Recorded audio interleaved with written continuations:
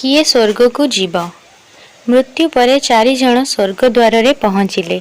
चारि जनक मध्यरु जणे राजा, द्वितीय जनक व्यवसायी, तृतीय जनक पंडित एवं चतुर्थ जनक साधारण श्रमिक थिला। किए स्वर्ग द्वार रे प्रवेश करिब एवं किए पछकु फेरिब ताहा केही जानि नथिले।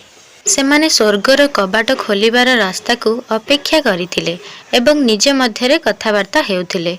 जेपरि राजांकर मृत्यु पूर्वरु एक्सपीरियंस अछि। से प्रथमे तांक कथा कहिले, मु जणे प्रसिद्ध राजा, मु पृथ्वी रे बहुत नाम अर्जन करिछि, सेथिपाई मु स्वर्ग को जीवार पूरा संभावना अछि। तापरे व्यवसायी निजर मत रखिले।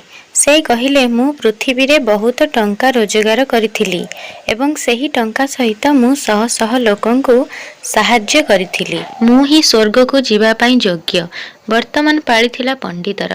पंडित मुह खोली समस्तंकु कहिले, तुमे जहा भाबिबाकु चाहुच भाब, किंतु एई कथा निश्चित जे जदि स्वर्गर कबाट खोलिब ताहा केवल मो पाई हेब। समस्ते जानती जे पंडित माने दिन सारा ईश्वरंकु स्मरण करंती, तेणु पंडितंकु स्वर्गरे स्वागत कराजिबा स्वाभाविक।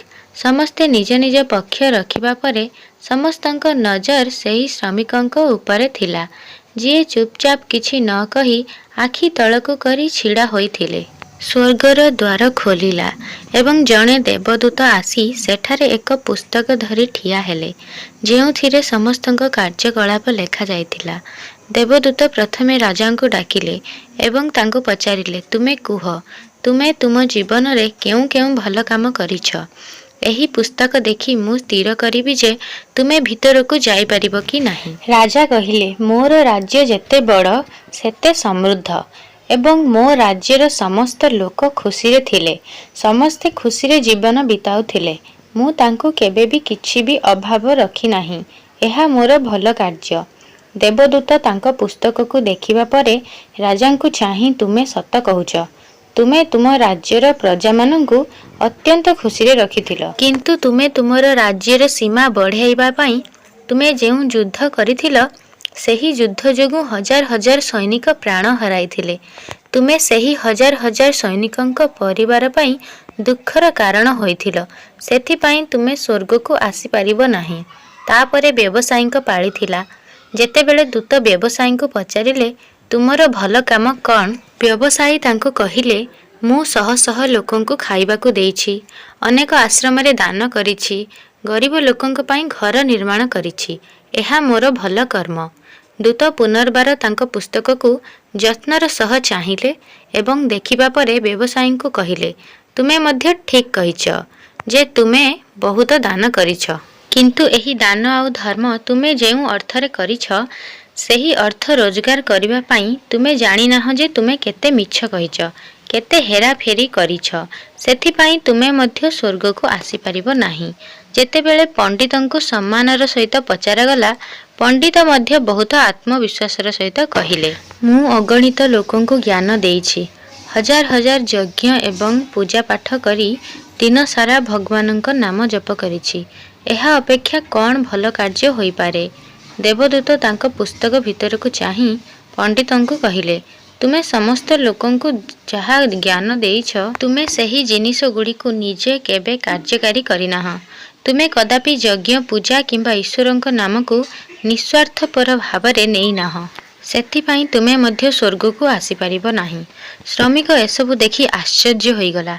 जेउ मानंकु से वर्तमान पर्यंत महान बोली भाबुथिला, सेमानंकर व्याख्या स्वर्ग द्वार रे आसी बदली गला। पृथ्वी रे भल बोली विवेचना करा जाउथिबा कार्य गुडीकर एठारे कौनसी मूल्य नथिला।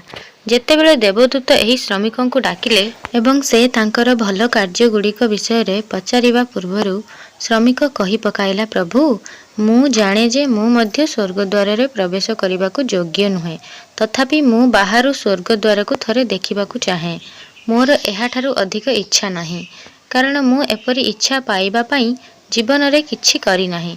मु दिन सारा काम करुथिली एवं जहाँ भी रोजगार करुथिली, मु एहाकु मो परिवारर रक्षणाबेक्षण रे खर्च करुथिली, सेथिपाई दान धर्म पाई किछि बळे नाही। मु किपरि लोकमानंकर सेवा करिबि, कारण काम परे जेते कम समय पाइली ମୁଁ ଏହାକୁ ମୋ ବୃଦ୍ଧ ପିତାମାତାଙ୍କ ସେବାରେ ବିତାଉଥିଲି ଏବଂ ଏସବୁ କରିବା ପରେ ବେଳେ ବେଳେ ସମୟ ପାଇଲେ ମନ୍ଦିରକୁ ଯାଏ। ମୋତେ ଯେମିତି ବି ଜୀବନ ଦେଇଛନ୍ତି ସେଥିପାଇଁ ଭଗବାନଙ୍କୁ ଧନ୍ୟବାଦ ଜଣାଏ। ଦେବଦୂତ ତାଙ୍କ ପୁସ୍ତକରେ ଅତି ଯତ୍ନର ସହ ଚାହିଁ କିଛି ସମୟ ଖୋଜିବାକୁ ଲାଗିଲେ। ତାପରେ ସେ ଶ୍ରମିକଙ୍କୁ ପଚାରିଲେ, ତୁମେ ମନେ ପକାଇ ମୋତେ କୁହ, ତୁମେ କେବେ ତ କିଛି ଭଲ କାମ କରିଛ? କିଛି ସମୟ ଭାବିବା ପରେ ଶ୍ରମିକ କହିଲା, ହଁ, ମୋର ଟିକିଏ ମନେ ଅଛି। ଥରେ ମୁଁ ବହୁତ ଭୋକିଲା ଥିଲି ଏବଂ ମୁଁ ଖାଇବାକୁ ବସିଥିଲି। ସେହି ସମୟରେ ଅତି ଦୁର୍ବଳ କୁକୁର, ଯିଏକି ଠିକ୍ ଭାବରେ ଚାଲିପାରୁନଥିଲା, ସେ ମୋ ପାଖକୁ ଆସି ମୋ ଖାଦ୍ୟକୁ ଦେଖୁଥିଲା। ତାପରେ ମୁଁ ତାକୁ ମୋ ରୁଟି ଖାଇବାକୁ ଦେଲି ଏବଂ ସେଦିନ ମୁଁ ନିଜେ ଭୋକିଲା ଶୋଇଲି। ଦୂତ ଶ୍ରମିକ କଥା ଶୁଣିବା ପରେ ହସି ହସି ଶ୍ରମିକଙ୍କୁ ଅଭିବାଦନ ଜଣାଇଲେ ଓ ତାକୁ ଅତି ସମ୍ମାନର ସହିତ ସ୍ୱର୍ଗଦ୍ୱାରକୁ ନେଇଗଲେ। ବନ୍ଧୁଗଣ, ଭଲ କର୍ମ ଲୋଭ ମୋହ ମାୟାରେ କରାଯାଏ ନାହିଁ ଏବଂ ଏହି କର୍ମକୁ ମଧ୍ୟ ଭଲ କାର୍ଯ୍ୟରେ ଗଣନା କରାଯାଏ ନାହିଁ। ନିଃସ୍ୱାର୍ଥପର ଭାବରେ କରାଯାଇଥିବା ଗୋଟିଏ ଭଲ କାର୍ଯ୍ୟ ମଧ୍ୟ ତୁମ ଜୀବନର ସମସ୍ତ ପାପ ଧୋଇବାର ଶକ୍ତି ରଖିଥାଏ। ତେଣୁ ଯେତେବେଳେ ବି ମଧ୍ୟ ସୁଯୋଗ ପାଇବ, ନିଃସ୍ୱାର୍ଥପର ଭାବରେ ଭଲ କାର୍ଯ୍ୟ କରିବ। ସୋ ଫ୍ରେଣ୍ଡସ୍, ଆପଣମାନଙ୍କୁ ମୋ ଭିଡ଼ିଓ କିପରି ଲାଗୁଛି କମେଣ୍ଟରେ ନିଶ୍ଚିତ ଜଣାଇବେ। ଆପଣମାନେ ଏପର୍ଯ୍ୟନ୍ତ ମୋ ଚ୍ୟାନେଲକୁ ସବସ୍କ୍ରାଇବ୍ କରିନାହାନ୍ତି ତେବେ ସବସ୍କ୍ରାଇବ୍ କରିନିଅନ୍ତୁ।